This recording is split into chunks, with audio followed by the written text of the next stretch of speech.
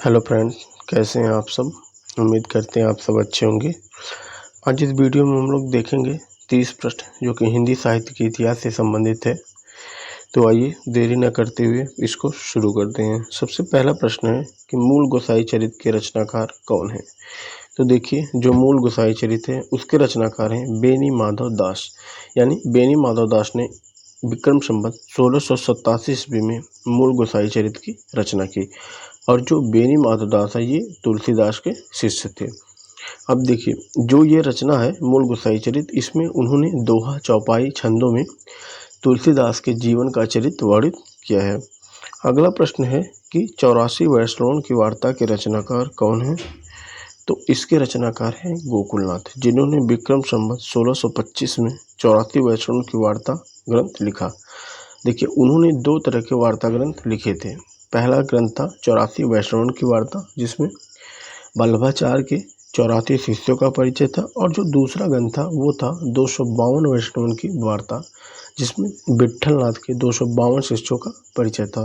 तो ये हुई इसके बारे में। अब हम लोग देखेंगे तीसरा प्रश्न इसमें है कि भक्तमाल के रचनाकार कौन है। देखिए, जो भक्तमाल है उसके रचनाकार है नाभादास। अब देखिए, जो नाभादास है इन्होंने जो भक्तमाल की रचना की है वो डॉक्टर रामकुमार वर्मा ने इसका रचना काल मानते हैं विक्रम संवत 1642, जो कि एक सर्वमान्य मत है।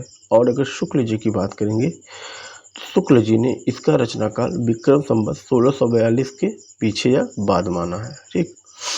अब जो यह भक्तमाल है इसका एक प्रमुख पॉइंट ये है कि तुलसीदास जी का जो परिचय है वो सबसे पहले इसी रचना से मिलता है। अगला पॉइंट इसमें यह है कि तुलसीदास को विशेष आदर देते हुए जो नाभादास हैं उन्होंने अपने इस ग्रंथ का सुमेरु कहा है। यानी जो भक्तमाल है उस ग्रंथ का सुमेरु तुलसी को किसने कहा है, तो नाभादास ने कहा है। अब हम लोग देखेंगे अगला प्रश्न इसमें क्या है। अगला प्रश्न इसमें है कि भक्तमाल में नाभादास ने कितने भक्त कवियों का परिचय दिया है। देखिए, जो भक्तमाल है जिसके रचनाकार नाभादास हैं उन्होंने अपने ग्रंथ में 200 भक्त कवियों का परिचय दिया है। अब जो ये 200 भक्त कवि हैं इनका परिचय उन्होंने 316 छप्पय छंदों में दिया है। ये भी आपको याद रखना है। अगला प्रश्न इसमें है कि कालिदास हजारा किसकी रचना है। देखिए, जो कालिदास हजारा है वो है कालिदास द्विवेदी की रचना। यदि इसकी रचना काल की बात करेंगे तो विक्रम संवत 1775 ईस्वी में इसकी रचना हुई थी।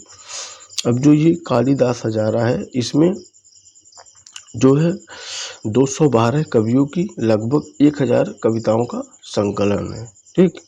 अब हम लोग अगला प्रश्न देखेंगे। अगला प्रश्न है कि ठाकुर शिव सिंह सेगर ने शिव सिंह सरोज किसके आधार पर लिखा था। यानी जो ठाकुर शिव सिंह सेगर हैं जिनका इतिहास ग्रंथ है शिव सिंह सरोज, उसकी रचना उन्होंने किसके आधार पर लिखी थी, तो उन्होंने कालिदास हजारा के आधार पर अपने उस ग्रंथ की रचना की थी। अगला प्रश्न इसमें हम लोग देखेंगे सातवां प्रश्न। सातवां प्रश्न है कि हिंदुइज्म एवं ब्रह्मनिज्म के रचनाकार कौन है। देखिए, हिंदुइज्म एवं ब्रह्मनिज्म के रचनाकार है मोनियर विलियम्स। यानी मोनियर विलियम्स ने विक्रम संवत 1940 में इस ग्रंथ की रचना की। और जो यह ग्रंथ है इसमें हिंदू धर्म के जो सिद्धांत हैं उसका वर्णन है और हिंदी कविताओं का संकलन है। और जो कवि हैं उनकी आलोचना भी इस पुस्तक में दी है उन्होंने। अब अगला पुस्तक इसमें है कि history of the Sikh religion के रचनाकार कौन है। देखिए, जो history of the Sikh religion है उसके रचनाकार है मैकालिफ। यानी जो मैकालिफ है उन्होंने विक्रम संवत 1965 में इस ग्रंथ की रचना की। अब जो ये ग्रंथ है इस ग्रंथ में सिख धर्म का इतिहास, हिंदी कवियों की कविताओं का संकलन मिलता है। अगला प्रश्न इसमें है कि इंडियन थीज्म के रचनाकार कौन है। देखिए, ये भी काफ़ी इम्पॉर्टेंट प्रश्न है कि इंडियन थीज्म के रचनाकार कौन है। तो इसके रचनाकार है मैकनिकाल। उन्होंने विक्रम संवत 1972 में इस ग्रंथ की रचना की। अब जो इंडियन थीज्म है उसमें क्या था, उसमें हिंदू धर्म के दार्शनिक सिद्धांतों का विश्लेषण था। अब हम लोग अगला प्रश्न देखते हैं। अगला प्रश्न इसमें 10वां है। इस्तवार दला लितलितुर इंदुए हिंदुस्तानी किस भाषा में रचित है? तो देखिए, जो इस्तवार दला लिटरेतुर इंदुई हिंदुस्तानी है, यह ग्रंथ फ्रेंच भाषा में रचित है, जिसकी रचना किसने की है? गार्सा द ताशी ने। और यदि ये पूछेगा कि जो यह ग्रंथ है ये कहाँ से प्रकाशित हुआ, तो यह ग्रंथ the oriental translation committee Ireland से यह ग्रंथ प्रकाशित हुआ और इसके 2 संस्करण आए थे। ठीक है, इतना आप याद रखेंगे। अगला प्रश्न इसमें है कि शुक्ल जी ने गार्सा द ताशी के इतिहास ग्रंथ को क्या कहा? देखिए, जो शुक्ल हैं उन्होंने गार्सा द ताशी के इतिहास ग्रंथ को वित्र संग्रह कहा था। और जो ये इतिहास ग्रंथ था, यानी जो इस्तवार दला लिटरेतुर इंदुई हिंदुस्तानी, यह जो इतिहास ग्रंथ था, इसमें कुल 738 रचनाकारों को स्थान दिया गया था, जिसमें से यदि हिंदी के रचनाकार की बात करेगा तो सिर्फ कितने थे? 72।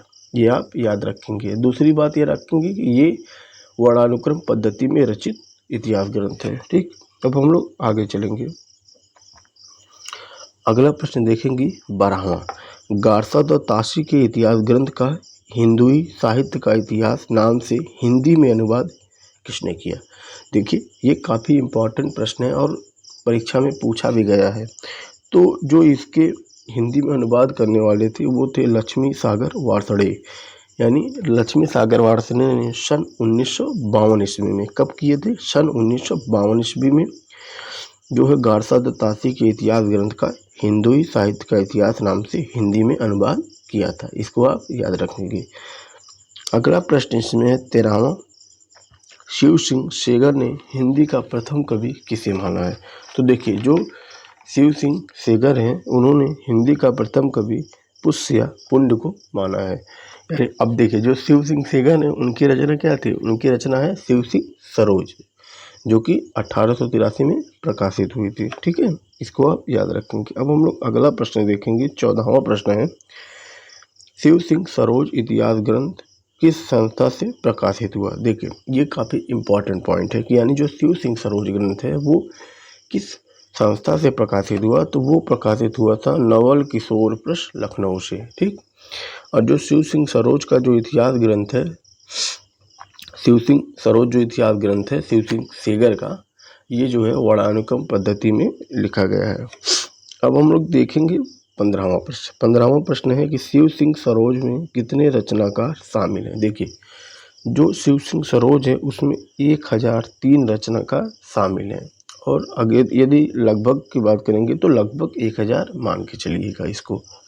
ठीक, अब इसमें अगला प्रश्न है 16वां प्रश्न है कि Hindi the modern vernacular literature of northern Hindustan किसकी रचना है? देखिए, the modern vernacular literature of northern Hindustan, ये रचना है जॉर्ज अब्राहम ग्रियर्सन का, यानी जॉर्ज अब्राहम ग्रियर्सन ने इसकी रचना की है। और जो यह रचना है ये कालानुक्रम पद्धति में है।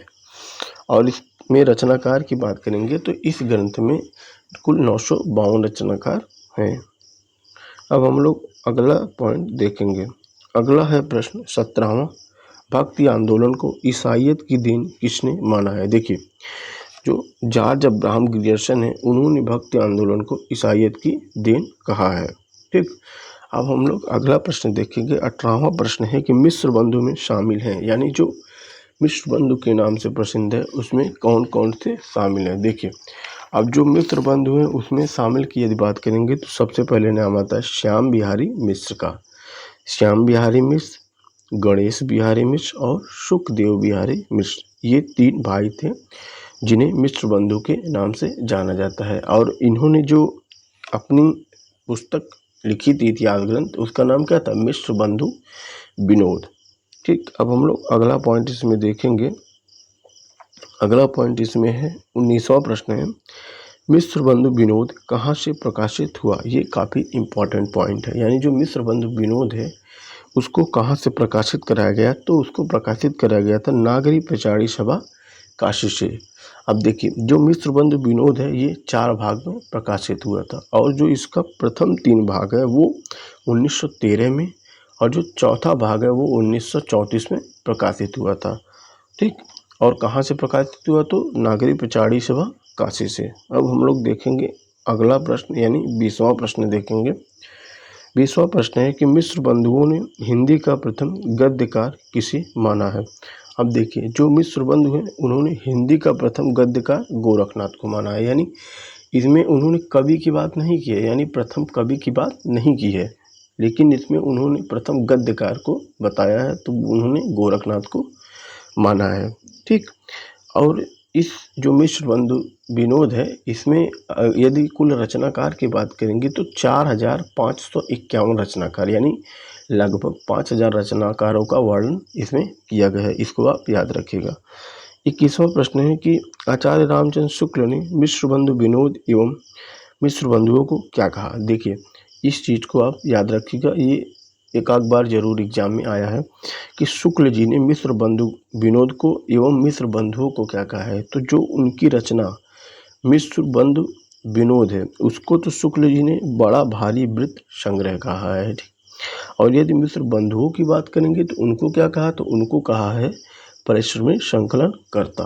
ठीक, इस चीज़ को आप याद रखेंगे। अब हम लोग देखेंगे 22वां प्रश्न। 22वां प्रश्न है कि हिंदी शब्द सागर की भूमिका शुक्ल जी ने किस नाम से लिखी थी। देखिए, जो आचार्य रामचंद्र शुक्ल हैं, उन्होंने अपना जो साहित्य इतिहास ग्रंथ है, हिंदी साहित्य का इतिहास, उसकी जो शब्द सागर की जो भूमिका थी, उसे शुक्ल जी ने हिंदी साहित्य का विकास नाम से लिखा था। अब आगे अगला प्रश्न इसमें है, 23वां प्रश्न है, मिश्र बंधु विनोद में कितने रचनाकार शामिल हैं। मैंने आपको इस प्रश्न का जवाब तो पीछे ही दे दिया, लेकिन आइए फिर से देखते हैं कि इस प्रश्न का जवाब है 4591, यानी लगभग, ये गलत है, मिसप्रिंट हो गया है, ये 5 रहेगा, यानी लगभग 5000 कवियों का वर्णन है। ठीक है। अब अगला पॉइंट इसमें है, 24वां प्रश्न है कि हिंदी साहित्य का इतिहास किस वर्ष प्रकाशित हुआ। यदि हिंदी साहित्य के इतिहास की बात करेगा तो निश्चित हम लोग आचार्य रामचंद्र शुक्ल द्वारा रचित हिंदी साहित्य के इतिहास को समझेंगे। तो उनका जो इतिहास ग्रंथ है वो सन 1929 में प्रकाशित हुआ। और कहाँ से प्रकाशित हुआ, तो वो जो प्रकाशित हुआ था नागरी पचाड़ी सभा काशी से प्रकाशित हुआ था। और जो शुक्ल जी का जो ये इतिहास ग्रंथ है, हिंदी साहित्य का इतिहास, इसकी पद्धति है विधेयवादी पद्धति में रचा गया है। और हमने आपको पिछली वीडियो में बताया था, जब 2 प्रश्न उत्तरी मैंने कराया था, उसमें मैंने ये बताया था कि जो विधेयवादी पद्धति है उसके जनक 3 हैं। अब हम लोग आगे देखेंगे अगला पॉइंट।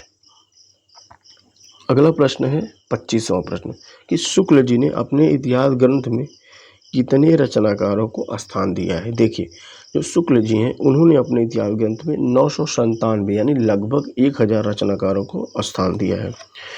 26वां प्रश्न है कि हिंदी साहित्य का इतिहास कहाँ से प्रकाशित हुआ। जैसे कि हमने आपको अभी कुछ देर पहले बताया कि हिंदी साहित्य का इतिहास है, उसका प्रकाशन नागरी पचाड़ी सभा काशी से प्रकाशित हुआ।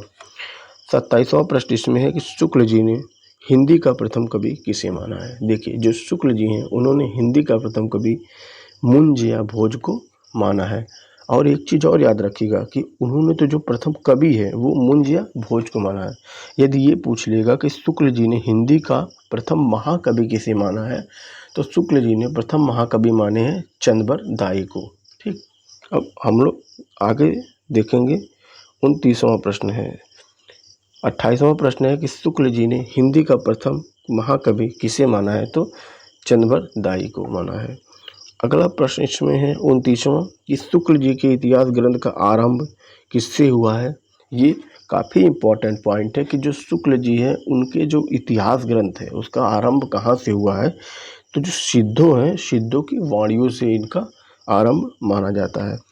30वां और लास्ट प्रश्न है ये इस प्रश्नोत्तरी का कि डॉक्टर राम कुमार वर्मा ने हिंदी का प्रथम कवि किसे माना है। तो जो डॉक्टर राम कुमार वर्मा है उन्होंने हिंदी का प्रथम कवि स्वयंभू को माना है। और देखिए, जो डॉक्टर राम कुमार वर्मा है उनका जो इतिहास ग्रंथ है उसका नाम क्या है, हिंदी साहित्य का आलोचनात्मक इतिहास, जिसकी प्रकाशन वर्ष की बात करेंगे तो सन 1938 है। और ये आलोचनात्मक पद्धति में रचा गया इतिहास ग्रंथ है। तो उम्मीद करते हैं आपको ये 30 प्रश्न अच्छे लगे होंगे। यदि प्रश्न सहायता करने वाले हैं, आपको समझ में आए हों, और यदि आप चैनल पर नए हैं तो चैनल को सब्सक्राइब करें और वीडियो आपको अच्छी लगी हो तो वीडियो को लाइक करें। मिलते हैं किसी नेक्स्ट वीडियो में, तब तक के लिए बाय, थैंक यू।